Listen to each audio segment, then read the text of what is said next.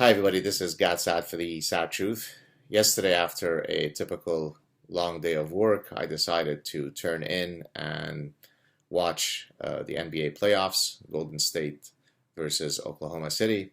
I made the mistake of checking my Twitter feed one last time before I would sit back and enjoy the game, and noticed that some folks had written to me wondering whether I was aware of the event that had transpired with Milo Yiannopoulos that day at DePaul University.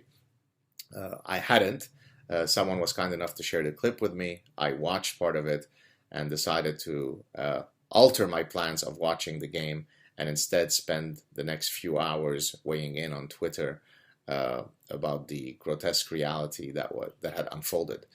For those of you that don't know, and regrettably is happening at an increasing rate on campuses in the West, if somebody doesn't like a speaker, if they don't like whatever he or she might have to say, then they try to stop it. And in this case, some folks came on stage, disrupted the event, stopped Milo from continuing with the event.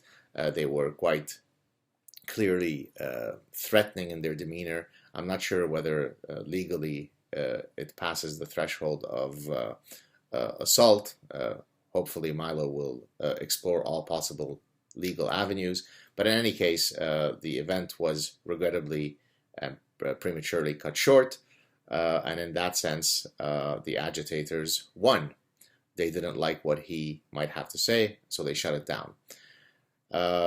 So a couple of points to make here. First of all, I could have just as easily ignored whatever happened to Milo. I mean, Milo's been a guest on my show. I know him personally. He's a fun guy. But hey, who cares about Milo? I could have just ignored him and watched the game. But if you are sufficiently fond of liberties, then you realize that this has nothing to do with individuals. It has to do with a principle.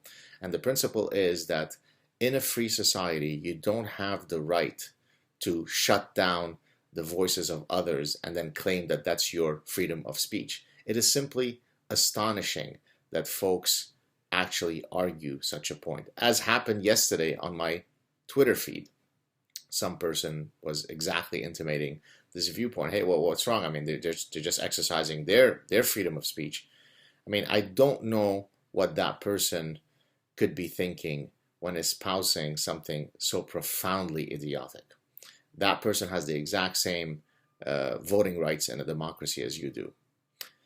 In any case, because of my engagement, I checked my Twitter metrics today just to get a sense of whether my tweets had any impact. And upon my last check, just before starting this clip, I think I was at 628,000 tweet impressions just for today. Now, I don't know how much impact I had in terms of the grand debate, but at least I know that I can sleep well at night knowing that I did whatever I could to contribute to the battle of ideas. Can all my colleagues in academia claim the same? Probably not. I didn't see Twitter lighting up from many of my colleagues because they were probably too busy pursuing other interests. Nothing is more important than freedom of speech, than freedom of thought, than freedom of conscience. And certainly no one should understand this better than academics. So that's point number one. Point number two, I was simply astonished by the rare instances where somebody would write, as I said a few minutes ago, some profoundly idiotic thing demonstrating that they fully and perfectly don't understand the most basic tenets of freedom of speech.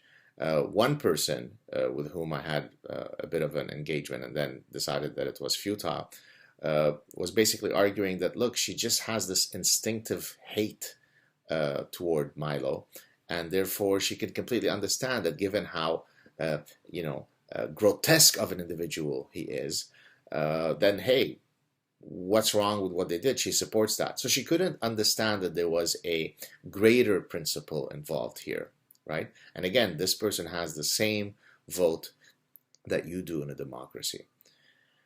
So in any case, the key points to take away from this incident: number one, be engaged, right? I didn't have to, after a very long day of work, after now about to enjoy the rewards of my hard work that day by watching a great NBA game. I didn't have to get involved. I did. Please do. We all have a voice. It doesn't matter how big or small your platform is. Contribute to the battle. Incidentally, on a personal note, I'm currently facing my own issues with what I call commercial censorship. Now, it's not censorship in the true technical sense of the term, but several of my YouTube clips have been flagged as advertising unfriendly. I have no idea what that means. I have no idea why, but I do know that they all relate to one key theme, which will go unmentioned. Shh, don't say anything. The censors are watching. Maybe there's a way that you could contribute to that particular issue. I know that many social portals now look for material that does not toe the line of the thought police, and then they will act accordingly. Again, this is very, very worrisome, right? I mean, everything that is great about the West is ultimately rooted on the first bedrock principle of freedom of speech. Incidentally, one of my clips that was now deemed advertising unfriendly is precisely the one that had generated the most ad revenue over the past few days. So by definition, it had actually been very successful in terms of ad revenue, and yet somehow the censors must have decided that this topic was inappropriate to the thought police and decided that it is no longer advertising friendly. The clip in question, by the way, is my very reasoned and measured chat with Robert Spencer. It has received, I think, 13,000 plus views, has a hugely favorable like to dislike ratio. There's nothing objectionable in our discussion, and yet whatever is the algorithm that's being used, or if it's specific individuals that make these decisions, they've decided that I cannot monetize that clip. And so far, out of my 176 clips, I think 10 or 12 have been deemed non-monetizable. Again, it's not the question of how much money I'm losing, because in the grand scheme of things, it's not a lot of money. It's the principle, right? It's the idea that there appears to be a theme that is somehow untouchable.